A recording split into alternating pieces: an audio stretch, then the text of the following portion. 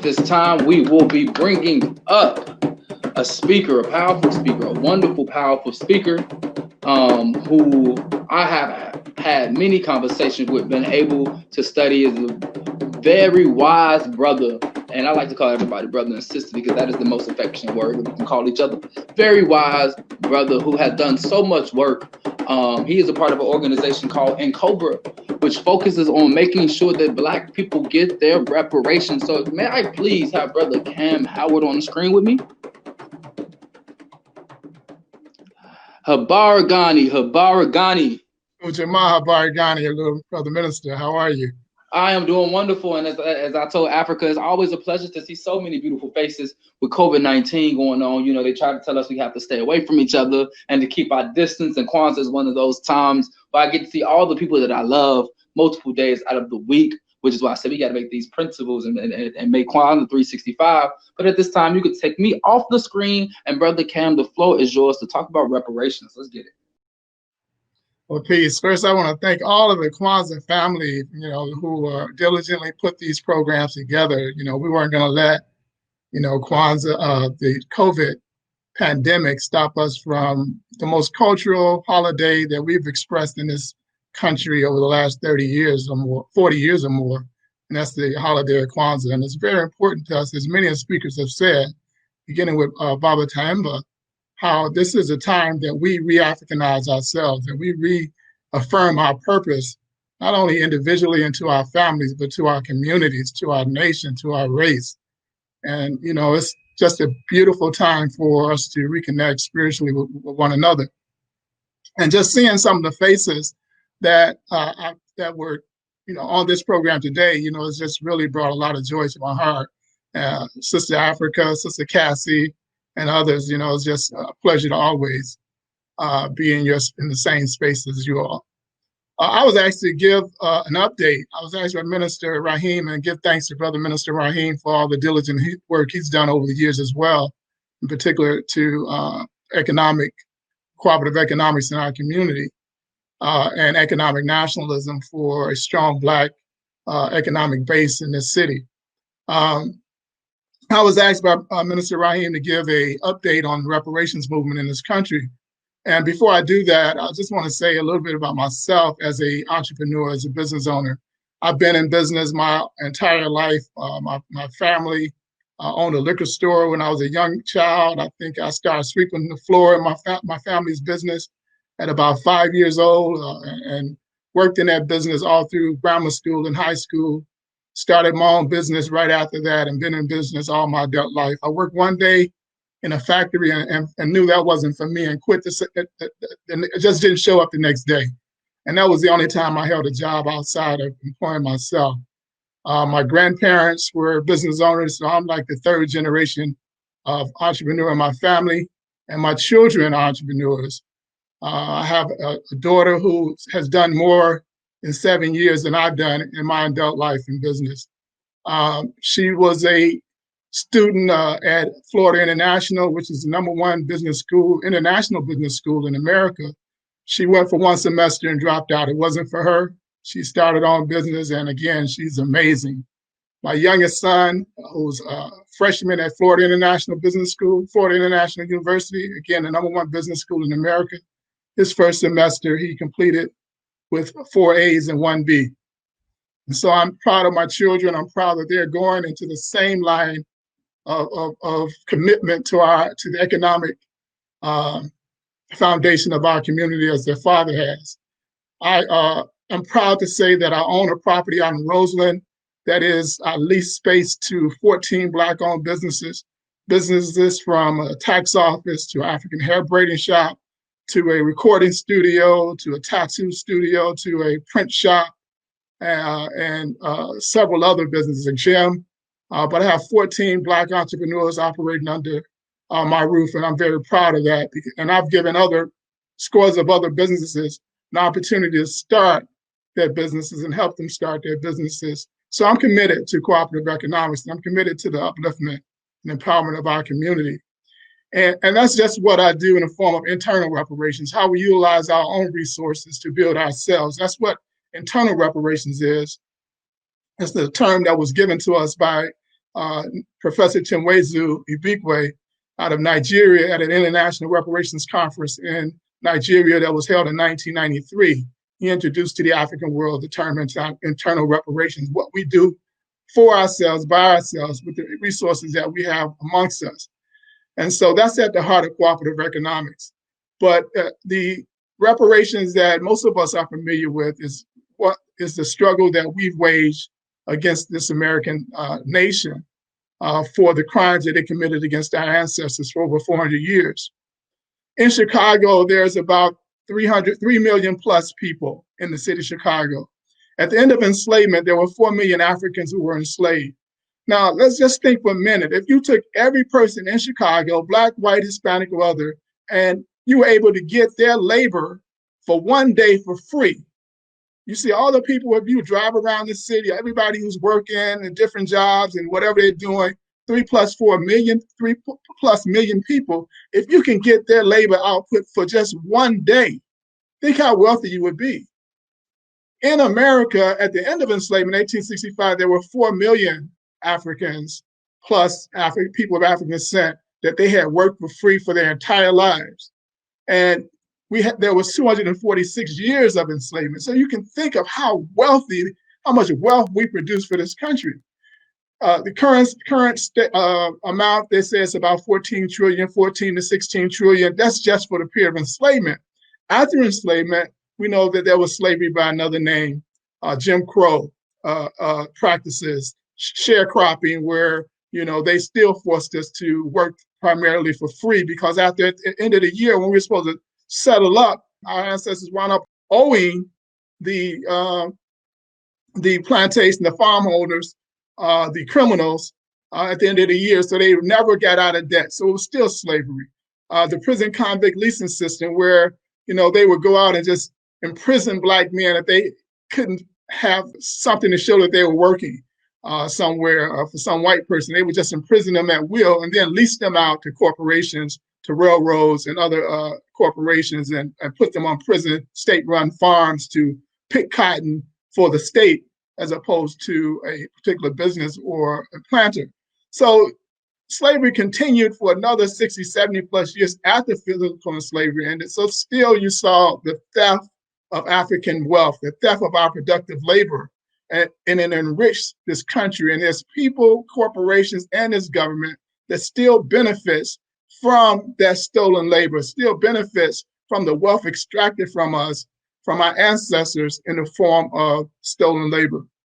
And we're not even talking about the crimes that were committed, the physical crimes that were committed, the murder, the rape, the maiming, and all of that went along with the systems of enslavement, went along with the systems of Jim Crow. So there's a tremendous debt that this nation owes us, and that, the organizations like NCOBRA, but before NCOBRA, there was Queen Mother Moore, there was Callie House, Sister Callie House in the early 1900s, who organized and got over 600 signatures on a petition that she presented, what she called a pension for people who had been enslaved, because many of them were in their senior years and they couldn't take care of themselves after enslavement. So she petitioned for a pension for them. And, this criminal government arrested the sister for her work and trying to bring justice for our people. And even before that, there were, brothers and sisters who joined the Civil War. 200,000 Black men, 40,000 Black women assisted in the Civil War, and 20,000 Black children assisted the Union Army in the Civil War to win freedom for our people. And that's what they wanted. They wanted freedom for our people, and they wanted sovereignty. They wanted a independence reality and state for African people, and that's what they fought for. And so the reparations movement goes back, it even goes back before that. If you look at, there's a book called 250 Slave Revolts. Each one of those revolts was a reparations effort. It was an effort to repair and restore our humanity, to restore us in the form of freedom and in the form of dignity, that we were human beings and we did not deserve, or that we weren't going to allow these criminals to continue to take our dignity from us, take our humanity from us, utilize us as wealth builders for them and their families, and not utilizing the same energy and output for our own people and our own families and our own community. And so the slave revolts, there were many slave revolts, and if you look in history at the essence of each one of those revolts was that African people wanted to free themselves in order to create an independent state here on this land for us, or to go back to the continent and create another state, because we had been removed from where we originated from. We didn't know, some of us didn't know where we came from, but we knew we wanted to get back to the continent. And so all of those revolts was to establish an independent sovereign reality. We never revolted for integration. That was never on our mind, to integrate. In 1865, at the end of the Civil War, right before the war ended, everybody heard of 40 acres and a mule. Well, 40 acres and a mule came out of an agreement that President Lincoln's Secretary of War and his leading general, General Sherman, went and met with 20 Black religious leaders in Savannah, Georgia. And he asked them a series of questions, and it's recorded. You can go and Google General Sherman and the 20 Black clergymen. And he asked them a series of questions. They chose the elder amongst them to be a spokesman. And one of the questions was, what do you think freedom is? And the elder said, freedom is owning our own productive capabilities and capacity, owning what we produce from our own labor. That was freedom. What did you need to be free? We needed land to be free. And do you want this land to be among the general population? Do you want this land to be separate amongst yourselves? And the elders say, well, I can't speak for everybody, but I'll speak for myself. I want to be separate. And then they polled each of the other 19 clergymen, and 18 out of 19 said, we want a separate reality. Only 1 out of the 20 wanted to integrate. So our people knew, coming out of enslavement, that the only way for full dignity and human rights was for us to separate and establish a sovereign, independent Black nationalist entity right here on this land, separate from the dominators and oppressors. And President Lincoln honored that. And that's where the land that was established for the 40 acres and a mule was a separate reality for Black people, a separate territory that was allotted for us to petition for these 40 acre lots. As you know, when after Lincoln was assassinated, the incoming president, Johnson, rescinded that executive order and removed the Africans from their land, gave it back to the Europeans who created the Confederate soldier fishermen who waged war on the country, and it instituted a 100-year period of Jim Crow segregation. But the point was, repair and reparations links back to a sovereign reality of Black people. And so that's the basis of it, where NCOBRA begins. And we start with saying that everyone in this country, Black people, may not want to go back to Africa, but they have the right to do so if that's what they choose. And so we're fighting for the right for people to repatriate back to the motherland with their resources, if that's what they want to do. Everybody, all Black people in this country, may not want to separate and create a Black nationalist structure around this country or in several states in this country, but we have a right to do so if that's what they choose to do. And we fight for those resources for Black people to create a separate Black reality right here in this nation. And then there's the other Black people who want to stay integrated, wants to stay a part of the American social fabric, even with all of the indignities and all of the terror that's leashed upon us. If that's what they want to do, they have the right to do that. And we fight and we struggle for that right to be full citizens in this country as well. So that's the rubric of the reparations movement. And it's based on the 3 periods of crimes that were committed against our people. The period of enslavement, 246 years. The period of Jim Crow, 100 years after enslavement. And the post-Jim Crow, post-1965 to now, where you have mass incarceration, police terror, predatory lending, and other forms of theft and plunder and abuse of Black people that's ongoing now. So the reparations movement is not just about enslavement. It's not just about Jim Crow, but it's about right now also. So there's 3 periods of harms, 3 periods of crimes in which we struggle for, as well as the 3 forms of repair, whether it's to repatriate, whether it's to stay here in a separate reality, or stay here and try to infuse ourselves fully in this country. Those are the 3 purposes for which we fight. Now, what's going on in the reparations movement?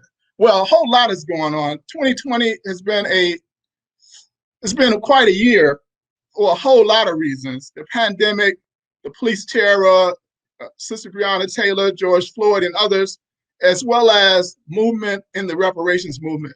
For the first time since the Reconstruction era, since the 1860s, since after the Civil War, have you had the level of attention in the federal government on redress as you have today? As you know, during the presidential elections, all the presidents had to speak to election. But more so than that, in 2019, with the introduction of a revised HR 40 bill, which I had the pleasure to help write, and what I wrote as far as NCOBRA's national co-chair, what I wrote in the bill is that reparations must meet the international standards of reparations. We don't want no watered down reparations in America. If the international standards say reparation is full repair, then that's what we want this particular commission to come out with outcomes that meet the standard of full repair. And those 5 standards are: 1, cessation and guarantees of non-repetition. Whatever bad acts are being created, they must be halted. To halt the police terror, we need to defund the police. We need to let out all our political prisoners who fought against this criminal system. We need civilian police accountability. We need more social programs and public safety. Those things and any other law that disproportionately affect African people must be stopped. The second component of full reparations is restitution. How do you return the people back to the way they were had they not been injured in the first place? So land, education, economic development, these type of things meet the standard, international standard of restitution. The third component is compensation. Yes, money. So a check or anything that helps us build wealth is compensation. It could be tax release, it can be business grants, it can be a personal check. But as long as it meets the standpoint of building wealth, or instant wealth infusion into our homes, it meets the standard, international standard of compensation. The fourth component of reparations under international law is satisfaction. How do you return the dignity back to a people whose dignity was eroded as a result of the crimes that you committed against us? I always tell a story about how when I spent about 20 days in China a few years ago. And as I'm walking down the street early morning in this really heavily dominated working class community, hundreds and thousands of Chinese people are walking down the street every morning from 6 or 7 o'clock in the morning, on their way to their factories or where they had to work.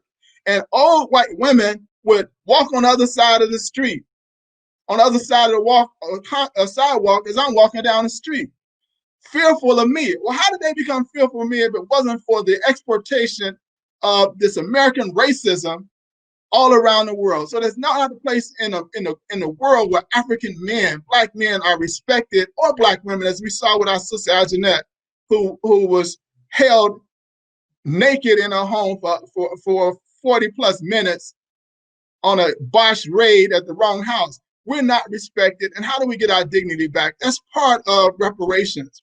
So correct cultural education in our schools, museums, monuments, apologies, those type of things meet the standard of satisfaction under international law. And the fifth component is rehabilitation. We've undergone what is called historical trauma.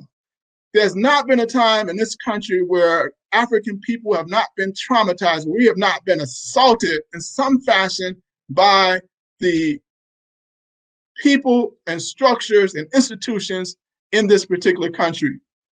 And so that has created within us what is called transgenerational transmission of trauma. This trauma is passed down generationally, and transgenerational epigenetic injury or inheritance, where our genetic code has been altered as a result of this trauma, and it leads to a propensity of us developing health conditions earlier on and in greater degrees than any other people whose ancestors and people have not went through that trauma. And so when we see how COVID has exposed nationally that Black people, when this virus hit the community, Black people who, as a result of this weakened immune system, as a result of the historical trauma, we experience death higher than other communities. And it leads back to the trauma, historical trauma, that we've endured in this country at the hands of white people and white nationalists.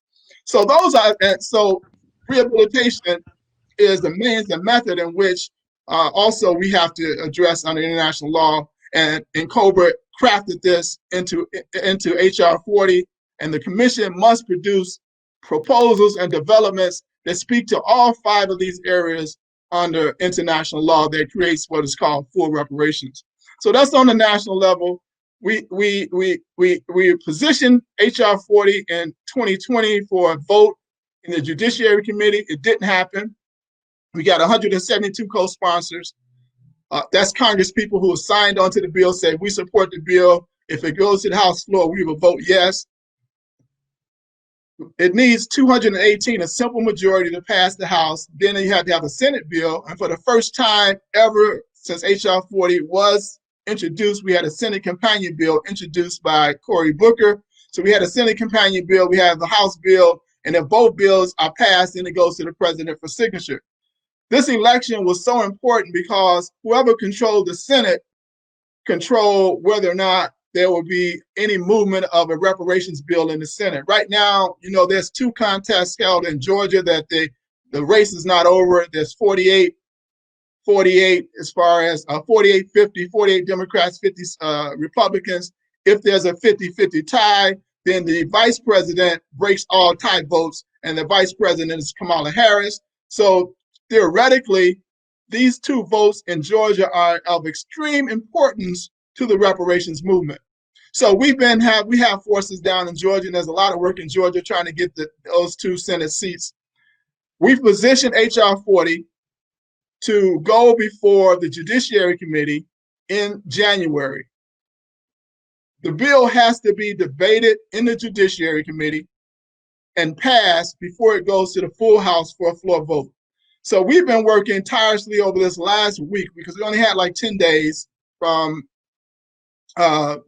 December 21st up until January 3rd to get us what is called original co-sponsors signed back on the bill. These are people who, when the bill is reintroduced as HR 40 on January the 4th, the more congresspersons who are signed on at that time, the stronger the bill is. So we had 172 co-sponsors. All of those are going into the next Congress. We have to get as many of those back on. So we've been working tirelessly for the last 10 days, emailing, phone calls. Here in Chicago, we have a group of NCOBRA members who are working in the Midwest, and we have 4 other regions, and we have people working, all of the congresspersons, those 172 who signed on in various regions, trying to get them back on. Now, if the Democrats win or lose the Senate, it really doesn't matter because it's going to still be difficult for a 50-50 Senate to pass a reparations bill. The Republicans can filibuster the bill. You need a 60-member vote to block a filibuster. And Black people don't have not one senator who would support, one Republican senator who will support HR 40. So what we're doing, we're positioning this bill, get as many co-sponsors as we can, take the bill to a markup in the Judiciary Committee, send it to the floor, get it to pass in the House. All this takes a lot of work, but we're poised to do it. Get it passed in the House of Representatives, and then put it on the president's desk and say, we got you in this White House. We want you to pass HR 40 with an executive order. See what the House of Representatives, your party, has done. They passed this bill. Now it's before you. So that's our strategy going forward. It's, we have 30 days, 40 days to see whether or not we're going to achieve our goals. But in the meantime, you have 2 rallies that are being scheduled within the first 100 days. One on the first day of Biden's administration, and the other within the first 100 days. And so there's a lot of motion, and we need to rally our forces here in Chicago to participate in these rallies for repair of our people. Again, I go back to that scenario. What kind of wealth could we produce if we own the labor of everyone working in Chicago for just one day? And you multiply that by hundreds of years, and you'll know what you are owed and what you should be fighting for, what you should be demanding for from this country.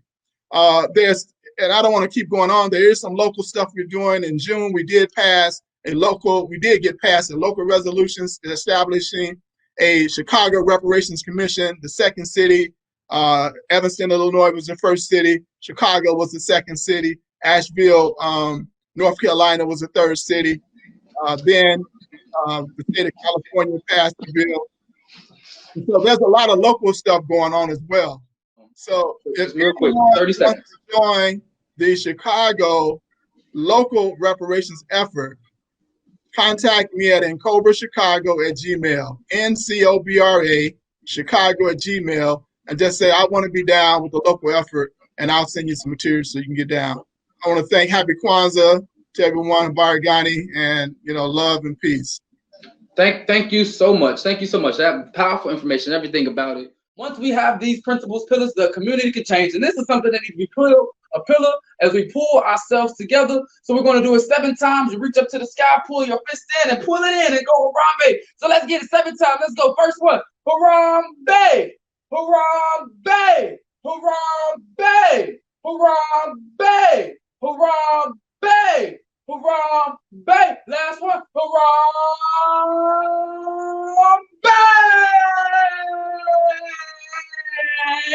Happy Kwanzaa, everybody. For Baragani, I hope y'all enjoyed our show. I see you guys.